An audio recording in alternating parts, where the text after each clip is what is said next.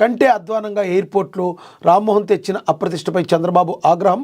5 రోజులైనా కొలిక్కి రాని సమస్య రంగంలోకి ప్రధాని. విమానయాన శాఖ తీరుపై సీజే ఆగ్రహం. హైదరాబాద్కు రావాల్సిన 26 ఇండిగో విమానాలు రద్దు. హైదరాబాద్ నుంచి వెళ్లాల్సిన 43 ఇండిగో విమానాలను రద్దు చేశారు. దేశవ్యాప్తంగా వందలాది విమానాలు రద్దయితే చేశారు.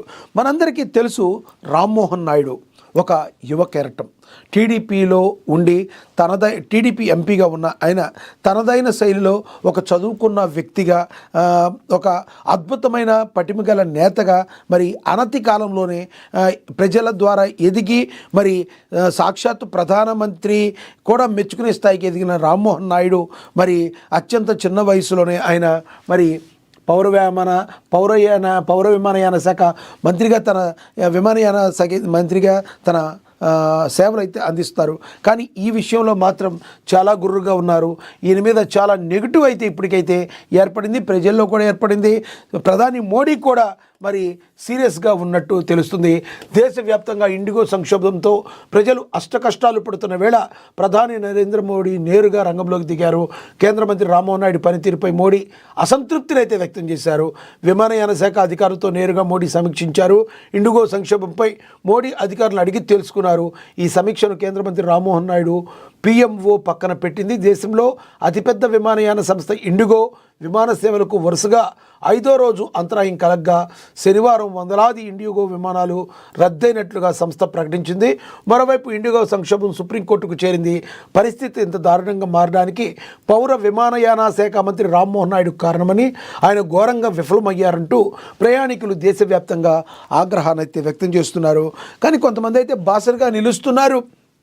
100% ఇది కేవలం రామ్మోహన్ నాయుడు ఒక తప్పిదమే కాదు, ఇండిగో సంస్థ యొక్క మేనేజ్మెంట్ యొక్క నిర్లక్ష్యం అని అయితే చెప్తున్నారు. కానీ వాళ్ళందరినీ కూడా క్రమబద్ధీకరించాల్సింది మంత్రిగా మరి అది రామ్మోహన్ నాయుడు మీద 100% బాధ్యత ఉంటుంది. మరి కీర్తి ప్రతిష్టలు వచ్చినప్పుడు మరి మేము తీసుకుంటాం, అదేవిధంగా ఇలాంటి ఫెయిల్యూర్స్ వచ్చినప్పుడు దాన్ని మేము తీసుకోమంటే కుదరదు. 100% జవాబుదారితనంగా రామ్మోహన్ నాయుడు అయితే ఉండాల్సిందే. ఎటువంటి పరిస్థితుల్లో రానున్న రోజుల్లో మరి ఏం జరగబోతుందో చూడాలి. యువకుడు కాబట్టి మరి నరేంద్ర మోడీ ఇంకేమన్నా ఆయనకి పిలిచి మరొకసారి ఇలా కాకుండా ఉండేటందుకు చూసుకోవాలని వార్నింగ్ ఇచ్చి వదులుతారా? మరి తర్వాత అయినా ఇలాంటివి పునరావృతం కాకుండా రామ్మోహన్ నాయుడు చూసుకుంటారా? లేదంటే ఆఖరికి అటు చేసి ఇటు చేసి మరి మంత్రి పదవికే ఎసరొచ్చే అవకాశం ఉందా? వేచి చూడాలి. నేనైతే పర్సనల్గా అట్లా అనుకోవడం లేదు. 100% రామ్మోహన్ నాయుడు మీద నమ్మకం ఉంటుంది. కానీ ఇప్పుడైతే రామ్మోహన్ నాయుడు మీద ప్రజల్లో అయితే తీవ్ర వ్యతిరేకత అయితే ఉంది. నిన్న లేదు మొన్న గతంలో ఈ యొక్క 5 రోజుల కంటే ముందు రామ్మోహన్ నాయుడు చొరవ తీసుకుని అయ్యప్ప శబరిమల యాత్రకు వెళ్ళే భక్తులకి కూడా మరి ఇరుముడులు పెట్టుకోవడానికి సరిగ్గా ప్లేస్ లేదు అంటే, సరిగ్గా ప్లేస్ లేదు క్యాబిన్లో పెట్టుకోవాలంటే, అలా కాదని ప్రత్యేక చొరవ తీసుకుని అయ్యప్పల మనోభావాలను దెబ్బతీయకుండా ఉండేందుకు తన శాయశక్తిలో ప్రయత్నించారు రామ్మోహన్ నాయుడు. దానిలో సక్సెస్ అయ్యారు.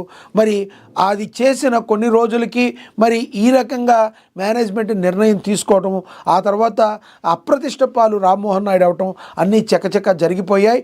అఫ్కోర్స్ జరిగిన తర్వాత దాన్ని చక్కదిద్దే ప్రయత్నం అయితే కేంద్ర ప్రభుత్వం చేస్తుంది. నేరుగా నరేంద్ర మోడీ అయితే దిగి మరి ఈ ప్రజలకు ఎటువంటి పరిస్థితుల్లో సమస్యలు లేకుండా ఉండేటట్టు చూస్తున్నారు. మరి వి హోప్ 15వ తారీఖు లోపు అంతా కూడా సెట్ అవుతుంది. ఆ తర్వాత నార్మల్గా యథావిధిగా ఉంటుంది అని చెప్పి మరి అందరూ కూడా నమ్ముతున్నారు. మరి 15వ తారీఖు లోపు మాత్రం మరి ఏదైతే ప్రయాణికులు రద్దీలు టికెట్లు అయితే ఏవైతే క్యాన్సిల్ అయినాయో వాటిలన్నిటికీ కూడా డబ్బులు రిఫండ్ చేస్తామని చెప్పి మరి సంస్థ ఇప్పటికే ప్రకటించింది. రిఫండ్ చేస్తాం సరే, ఎంతోమంది ఆశల్ని మరి తొందరగా వెళ్ళాలి, అన్నింటినీ కూడా కొలవగలమా అని చెప్పి మరి ప్రజలందరూ కూడా ఎవరైతే ప్రయాణికులు ముఖ్యంగా ఎవరైతే ఇబ్బందులు పడ్డారో వాళ్ళందరూ కూడా తీవ్రమైన అసంతృప్తితో ఉన్నారు. మరి చూడాలి రానున్న రోజుల్లో ఏం జరగబోతుంది అనేది. ఇక తొలిసారి Indian super cross racing CM రేవంత్తో కలిసి వీక్షించిన సల్మాన్ ఖాన్ వావ్ అనిపించేలా విన్యాసాలు. తెలంగాణ ముఖ్యమంత్రి రేవంత్ రెడ్డి, బాలీవుడ్ నటుడు ఇండియన్ మెగాస్టార్ సల్మాన్ ఖాన్ ఒకే వేదికపై మెరిశారు.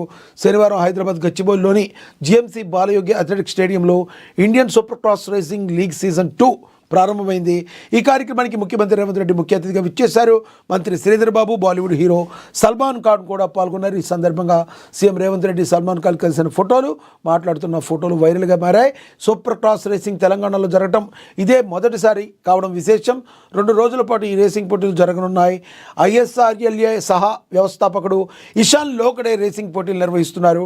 పోటీల్లో మొత్తంగా 6 జట్లకు సంబంధించిన 48 రైడర్లు పాల్గొంటారని ఆయన తెలిపారు. మనకు తెలుసు సల్మాన్ ఖాన్కి దేశవ్యాప్తంగా మరి ఎంత ప్రఖ్యాతులు పేరు ఉన్నాయో. రేవంత్ రెడ్డి అని నేను సీఎంగా ప్రమాణ స్వీకారం చేసిన అపురూప ఘట్టానికి కరెక్ట్గా 2 సంవత్సరాలు. తెలంగాణ మరి వచ్చిన తరువాత మరి 10 సంవత్సరాల పాటు బీఆర్ఎస్ అధినేత, అప్పటి టీఆర్ఎస్గా ఉన్న రాజకీయ పార్టీ ఇప్పుడు బీఆర్ఎస్ అయింది. నేత మరి కేసీఆర్ ఎవరైతే ఉన్నారో ఆయన పరిపాలన చేశారు. ఆయన దగ్గర నుంచి మరి ఆయన ప్రభుత్వం పడగొట్టి కాంగ్రెస్ ప్రభుత్వాన్ని నిలబెట్టి తద్వారా